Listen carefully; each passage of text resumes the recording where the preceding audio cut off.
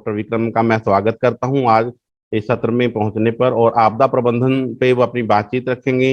Doctor Vikram ji ने आपदा प्रबंधन में पोस्ट ग्रेजुएट जो है डिप्लोमा किया है और पॉलिटिकल साइंस के एमए किया है, और हिंदी में भी उन्होंने परास्नातक की उपाधि प्राप्त की है। और जीवंत उदाहरण जो है आपदा प्रबंधन के, उन्होंने जाके अपने आप को वहां पे झोंका है और ऐसी परिस्थितियों में जाके कार्य करने का अनुभव उनके पास है। तो अभी मैं ज्यादा समय नहीं लूंगा, तो मैं आमंत्रित करना चाहूंगा डॉक्टर विक्रम सिंह जी आए और अपनी बातचीत रखें। गुड मॉर्निंग सभी को। और आज द्वितीय सत्र में, द्वितीय दिन में आप सभी का स्वागत है। कल आप लोगों की बहुत तारीफ हुई। जब सेशन शुरू हुआ तो 84 लोग थे, सेशन खत्म हुआ तब भी 84 थे। तो चंडीगढ़ की तरफ से हमें एक्सीलेंट मिला है, आप सब बधाई के पात्र हैं। और आज डिजास्टर मैनेजमेंट की बात आपके साथ करूंगा। आपने एक वीडियो देखी भी होगी, और देखिए आपके साथ इसकी पीपीटी शेयर भी करती जाएगी। डिजास्टर अपने आप में बहुत महत्वपूर्ण शब्द है। डिजास्टर और हेल्प दो जुड़े हुए शब्द हैं। आप यूं मानकर चलिए कि जिंदगी के वो महत्वपूर्ण अंश जब कोई व्यक्ति आपदा में होता है, मुश्किल में होता है, खतरे में होता है, उस वक्त उसकी सहायता बहुत महत्वपूर्ण हो जाती है। और महत्वपूर्ण इस संदर्भ में होती है कि उसका जीवन मिलने वाली सहायता पर निर्भर करता है। डिजास्टर अपने आप में बहुत सारे प्रभाव लेकर आता है। अगर आप कोविड-19 की बात करें, कोविड-19 के पॉजिटिव और नेगेटिव दोनों इम्पैक्ट हम लोगों पर दिखाई दे रहे हैं। पूरी की पूरी व्यवस्था, पूरा का पूरा समाज बदल जाता है जब कोई भी आपदा आती है। आपदा निस्तारण और विस्तारण दो महत्वपूर्ण शब्द हैं। विस्तारण का मतलब आपदा का विस्तार, यानी आपदा होती क्या है। आपदा का अर्थ ऐसी घटना या कोई ऐसा इवेंट जो एकदम से होता है और उसे आप कंट्रोल नहीं कर सकते, खाली उसके जो प्रभाव हैं, जो इम्पैक्ट हैं, उन्हें आपको झेलना होता है। ऐसे ही बहुत सारे एनजीओ, बहुत सारे व्यक्ति, आप जैसे एक्सीलेंट व्यक्ति होते हैं जो उस डिजास्टर के प्रभाव को कम करते हैं। मैं आपको बधाई देना चाहूंगा कि कोविड-19 के दौरान आप सभी ने बहुत महत्वपूर्ण भूमिका निभाई। और कोविड-19 सेंटर्स जो कि स्कूलों में बनाए गए थे, स्कूल में अध्यापकों ने कोविड ऑफिसर के रूप में काम किया, वो बहुत महत्वपूर्ण काम था। और सचमुच समाज में जब भी कोई डिजास्टर आता है, आपकी भूमिका बहुत महत्वपूर्ण रहती है। अगर आप जापान की बात करें, जापान में सबसे अधिक भूकंप आते हैं और जापान को भूकंप का देश कहा जाता है। लेकिन आप एक बात मानकर चलिए कि भुज और जापान की अगर आप तुलना करें, जापान के लोग भूकंप के प्रति अवेयर हैं। बार बार वहां भूकंप आते हैं तो उनकी छत का आकार, दीवारें और पूरी की पूरी सामग्री जिससे वो घर का निर्माण करते हैं, जापान में बदल गई है। तो सबसे पहले हम जानेंगे डिजास्टर है क्या। डिजास्टर वास्तव में एक ऐसा इवेंट है जो पूरे समाज को प्रभावित करता है। ऐसा नहीं है कि उसका प्रभाव समाज के किसी वर्ग पर पड़ेगा।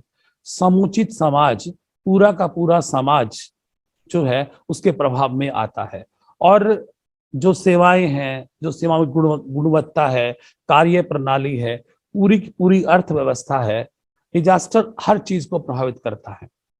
और डिजास्टर एक ऐसा इवेंट है जिसका सामना आपको करना ही पड़ता है। यानी डिजास्टर एक ऐसी अवांछनीय घटना है जिसे आप चाहें या ना चाहें वो घटना घटित होती है। डिजास्टर दो प्रकार का होता है। पहला है नेचुरल डिजास्टर, जिसे हम प्राकृतिक डिजास्टर कहते हैं। अगर मैं भूकंप की बात करूं, ज्वालामुखी की बात करूं, मैं बाढ़ की बात करूं, मैं सुनामी की बात करूं, ये सब वो डिजास्टर हैं जो नेचुरल डिजास्टर की श्रेणी में आते हैं। किस समय आएंगे, उनका प्रभाव क्या होगा, उनका विस्तार कितना होगा, कुछ भी कहना बहुत मुश्किल होता है। और दूसरा डिजास्टर है मैन मेड डिजास्टर, यानी ऐसा डिजास्टर जो किसी व्यक्ति की गलती से, त्रुटि से होता है, जैसे बम ब्लास्ट है, गैस का रिसाव है या आग का लगना है। ये तमाम वो चीजें रहती हैं जिन्हें किसी मानव की त्रुटि या गलती के कारण पूरे समाज को झेलना पड़ता है। अगर आप भोपाल गैस कांड की बात करें, चाहे गलती एक व्यक्ति की थी, लेकिन पूरे समाज पर उसका असर हुआ।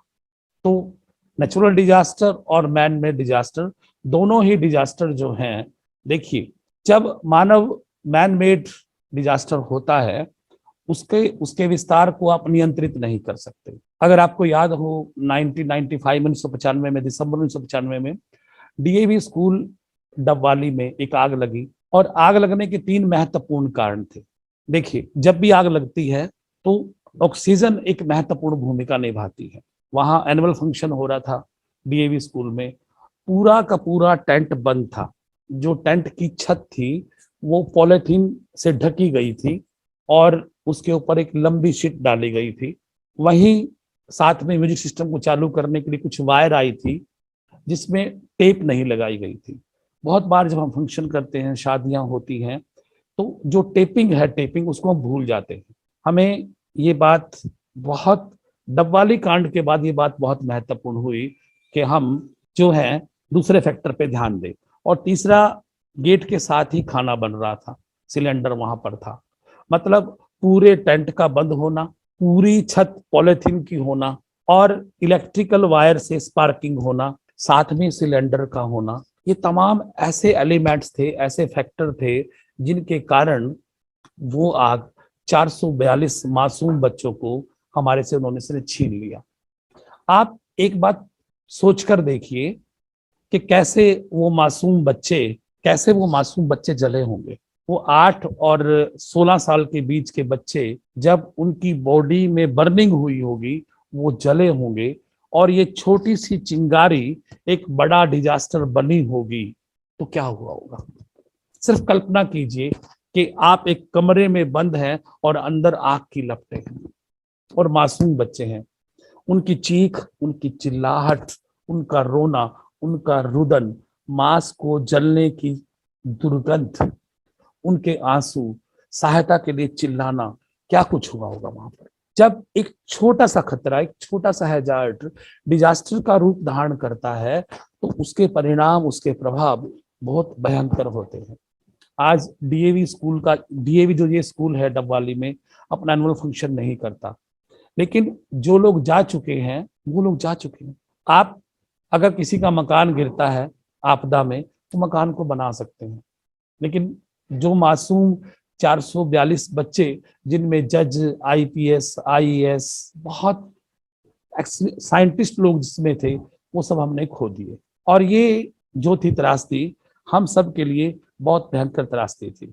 आइए मैं इससे आगे बढ़ूंगा और आपसे बात करूंगा उन तमाम चीजों की जो आपको उस संदर्भ में ध्यान रखनी है, जो डिजास्टर के समय आपको बहुत सहायता करेंगी। ये तमाम वो फोटोग्राफ्स है जो 442 बच्चे ठीक 3 मिनट 18 सेकंड में मौत का शिकार हुए थे। उनके पेरेंट्स के प्रति संवेदनाएं आप कितनी भी व्यक्त करें, लेकिन आज उनका वापस लौटना, उनकी अनुभूतियां, उनका बचपन, उनकी संवेदनाएं, हम सब एक डिजास्टर के रूप में याद करते हैं। डिजास्टर जब भी हो, नेचुरल डिजास्टर या मैन मेड डिजास्टर, आपको ध्यान ये रखना है कि आपका जो थिंकिंग प्रोसेस है, थॉट प्रोसेस है, उस वक्त कैसे काम करता है। आजकल आप एक बात सुन रहे होंगे कि चांद की तरफ की गई उंगली चांद नहीं होती, चांद की तरफ की गई उंगली चांद नहीं होती, इसलिए हर जुकाम भी कोविड नहीं होता। अर्थात आप जुकाम को किस सेंस में ले रहे हैं, किस संदर्भ में ले रहे हैं, ये जान लेना बहुत जरूरी है। डिजास्टर जब आता है तो आपके यहाँ अगर आपके पास 3 कॉन्सेप्ट हो बहुत क्लियर। पहला कॉन्सेप्ट, आपके स्कूल का मैप। आपके स्कूल का मैप दीवारों पर छपा हो और उसमें अगर भूकंप आता है, अर्थक्वेक आता है, तो दौड़कर बच्चों को कैसे कमरे से बाहर निकलना है। और यहाँ तक भी जरूरी है निर्धारित करना कि लेफ्ट डोर से कौन निकलेगा, राइट डोर से कौन निकलेगा।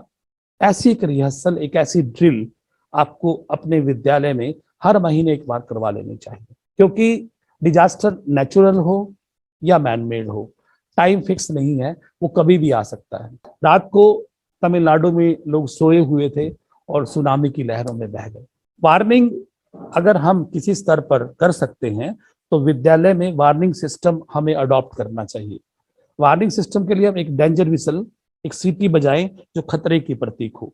उस कम्युनिकेशन को सब जानते हो कि इस सीटी का मतलब क्या है। हमें कम्युनिकेशन स्किल का यूज करते हुए उस डेंजर विसल को सब बच्चों तक पहुंचाना है और उसके बाद सेल्फ मैनेजमेंट करना है, अपने आप को भी सेफ पोजीशन में लेके आना है और फिर हमें काम शुरू करना है डिजास्टर को कंट्रोल करने के लिए। यानी ये जो स्टेप हैं, ये जरूरी नहीं है कि आपको वार्निंग का टाइम मिलेगा। अगर वार्निंग का टाइम नहीं मिला तो आप सेल्फ मैनेजमेंट पे आइए और काम करना शुरू कर दीजिए। जहां तक आउटगोइंग, सेफ आउटगोइंग की सवाल है, उसमें आप ये सोचिए कि आपको लेफ्ट और राइट डोर फिक्स कर देने हैं बच्चों के लिए, क्योंकि उस समय ठीक सेल्फ मैनेजमेंट के बाद जब आउटगोइंग प्रोसेस शुरू होता है तो भगदड़ होती है, और भगदड़ में बहुत सारे छोटे बच्चे, उन्हें कदम बहुत छोटे होते हैं तो वो दौड़ नहीं पाते। अभी वैष्णो माता की घटना आपको याद है। भगदड़ में किसी भी व्यक्ति का जीवन सुरक्षित नहीं है। बहुत सारे बड़े बच्चे बाहर निकलेंगे